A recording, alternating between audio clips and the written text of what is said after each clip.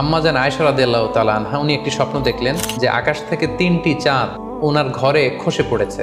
এবং এই স্বপ্ন দেখে তিনি ওনার পিতা আবু বকর রাদিয়াল্লাহু তাআলা আনহুকে জিজ্ঞেস করলেন যে আমি স্বপ্নে দেখেছি যে আকাশের 3টি চাঁদ এসে আমার ঘরে পড়েছে, এর ব্যাখ্যা কি হতে পারে? তখন আবু বকর রাদিয়াল্লাহু তাআলা আনহু ওনার কন্যা আম্মাজান আয়েশা রাদিয়াল্লাহু তাআলা আনহাকে বললেন যে এই স্বপ্নের ব্যাখ্যা হচ্ছে এই পৃথিবীর 3জন মানুষের কবর তোমার ঘরে অবস্থিত হবে। সুবহানাল্লাহি বিহামদি। এবং আমরা জানি যে আল্লাহ রাসূল সাল্লাল্লাহু আলাইহি ওয়াসাল্লাম যখন ইন্তেকাল করলেন তখন আল্লাহ রাসূল সাল্লাল্লাহু আলাইহি ওয়াসাল্লামকে কবর দেওয়া হয়েছিল আম্মাজান আয়েশা রাদিয়াল্লাহু তাআলা আনহার ঘরে। এবং তখন আবু বকর রাদিয়াল্লাহু তাআলা আনহু বলেছিলেন যে আয়েশা, তোমার কি মনে আছে তুমি যে একটা স্বপ্নের ব্যাখ্যা আমার কাছে জানতে চেয়েছিলে যে 3টি আকাশের চাঁদ তোমার ঘরে খসে পড়েছে, এই দেখো আল্লাহ রাসূল সাল্লাল্লাহু আলাইহি ওয়াসাল্লামের কবর তোমার ঘরে হয়েছে, তুমি জেনে রেখো যে 3টা চাঁদের শ্রেষ্ঠ চাঁদ হচ্ছে এটি। এবং আমরা এও জানি যে আবু বকর রাদিয়াল্লাহু তাআলা আনহু ইন্তেকালের পরে আম্মাজান আয়েশার ঘরেই কবর হয়েছে এবং ওমরে ফারুকের কবরও আম্মাজান আয়েশা রাদিয়াল্লাহু তাআলা আনহুর ঘরেই অবস্থিত।